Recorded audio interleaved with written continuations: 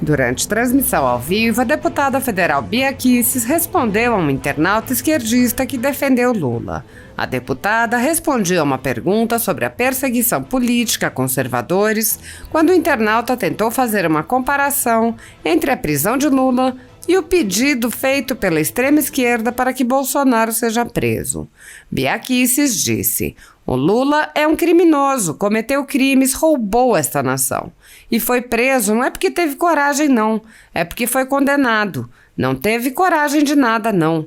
O Bolsonaro não fugiu, ele se recusou a passar a faixa, diante de todo esse cenário, inclusive de uma eleição totalmente injusta.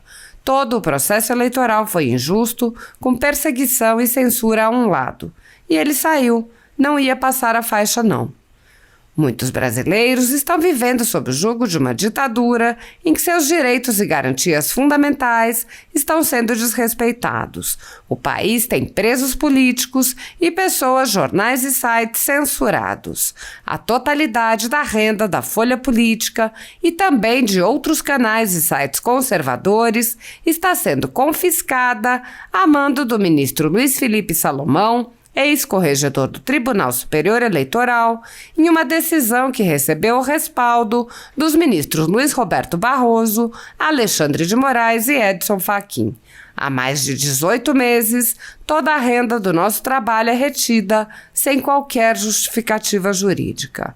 Se você apoia o trabalho da Folha Política, que há 10 anos mostra os fatos da política brasileira e pode ajudar o jornal a permanecer em funcionamento, doe qualquer valor através do Pix, usando o QR Code que aparece na tela ou o código ajude@folhapolitica.org. Caso não utilize Pix, há a opção de transferência bancária para a conta da empresa Raposo Fernandes, disponível na descrição deste vídeo e no comentário fixado no topo. Há 10 anos, a Folha Política vem enfrentando a espiral do silêncio imposta pelo cartel de mídia que quer controlar a informação. Pix ajude@folhapolitica.org. Assista. Anda no Brasil e o Nine vai se vingar, infelizmente. Bom, essa é uma probabilidade, é uma possibilidade grande. A gente sabe disso. A gente sabe que existe esse risco, tá? É um risco alto. A gente sabe disso. Mas a gente vai continuar aqui lutando para fazer a nossa parte. Nos organizando. Pode ser que no início seja difícil, mas a gente não vai desistir não, meu amigo. Não estamos aqui para desistir. O que falaram aqui? Bolsonaro vai falar, vocês têm medo de ser presa? Olha, numa ditadura, quem é que não tem medo? Claro que a gente tem medo de ser preso, óbvio, né? Aí teve um bobão lá que falou o seguinte, ó, no teu aí. O Lula teve a coragem de ser preso, o Bolsonaro fugiu. O Lula é um criminoso, cometeu crimes, roubou essa nação e foi preso, não é porque teve coragem, não. É porque foi condenado e foi preso. Em várias instâncias. Esse coragem de nada, não. Né? E a Lava Jato recuperou não fugiu. bilhões, Bolsonaro não fugiu, ele se recusou a passar a faixa, tá? Ele se recusou a passar a faixa diante de todo esse cenário, inclusive de uma eleição totalmente injusta.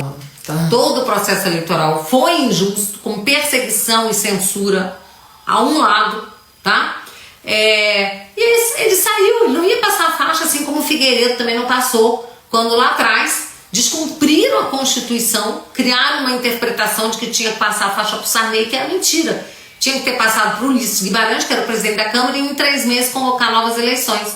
Então, eu, assim, admiro homens que têm a coragem, sabe, de não participar, né, de uma palhaçada dessa.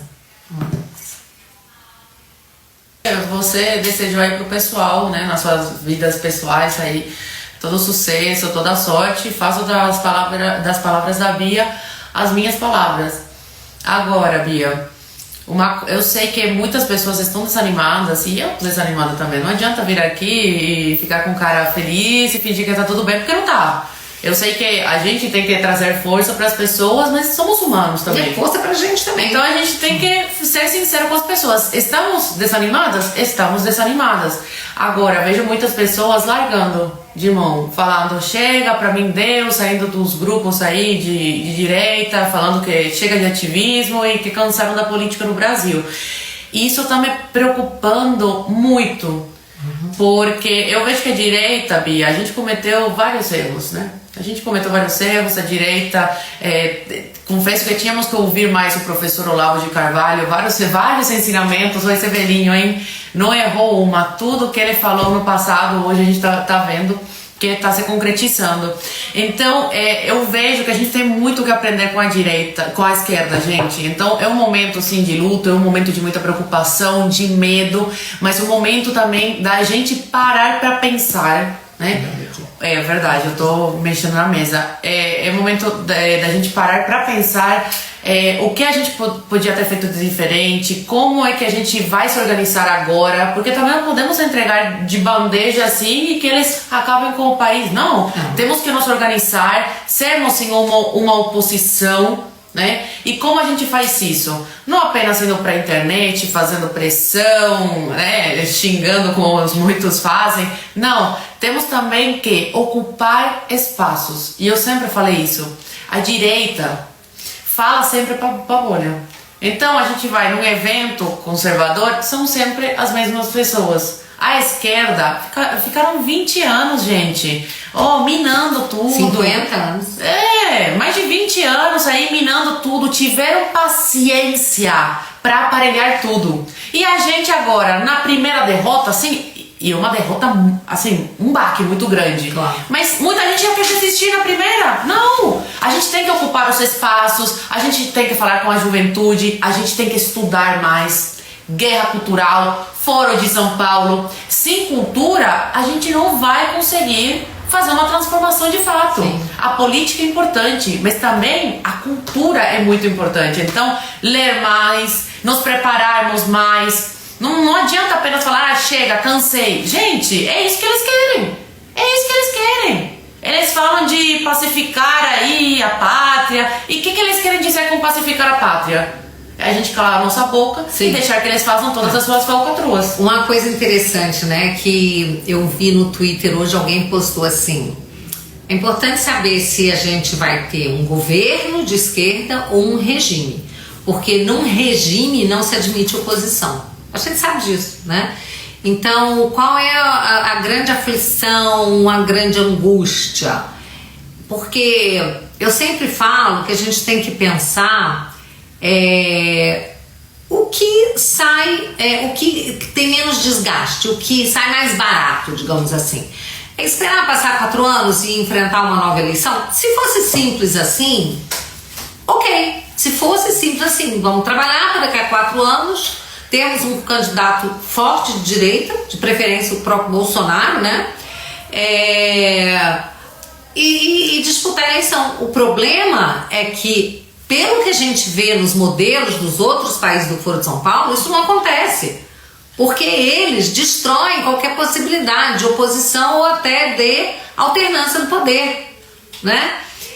Então, assim, isso é que é preocupante, né? O mais preocupante é que não serão só apenas 4 anos. E eu espero estar errada. Eu realmente espero estar errada.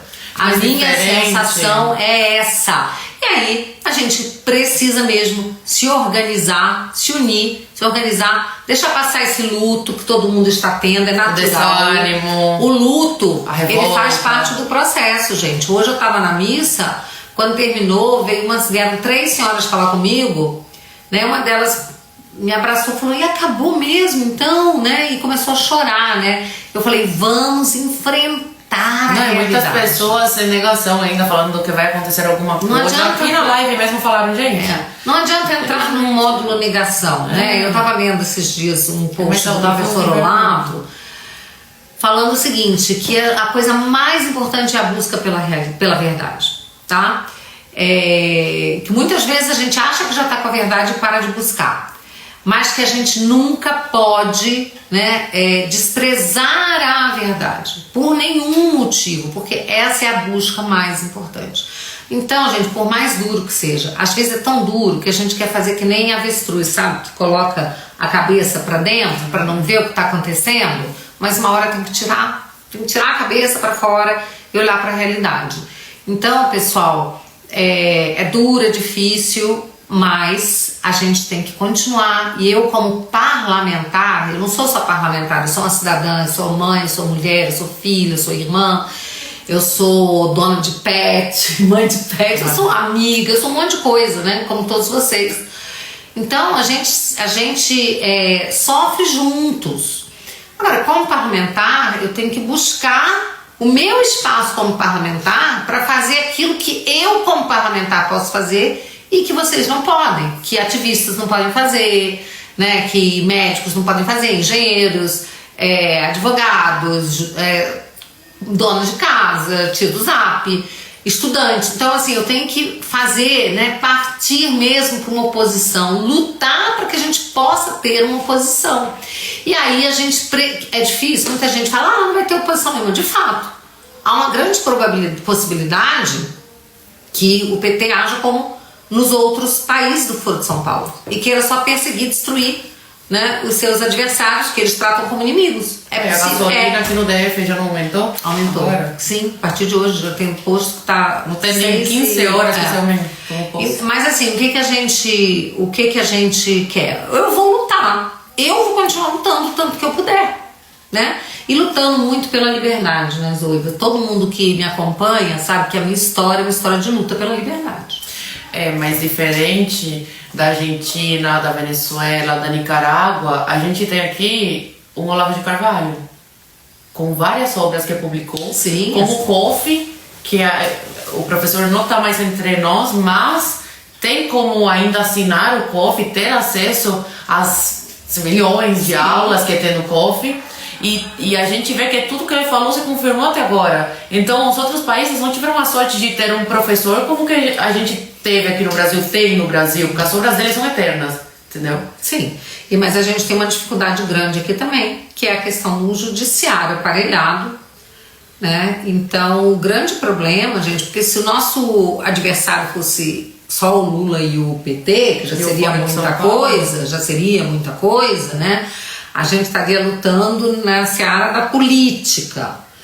Mas quando a gente tem um judiciário que cerceia as nossas liberdades, aí a gente está falando... Que é como uma canetada. A gente está falando aí de direitos e garantias fundamentais, de direitos humanos, que estão sendo mesmo violados e desrespeitados. Então essa batalha é muito mais dura, é muito maior e vai demandar que a gente se organize muito, muito mais mesmo, sabe?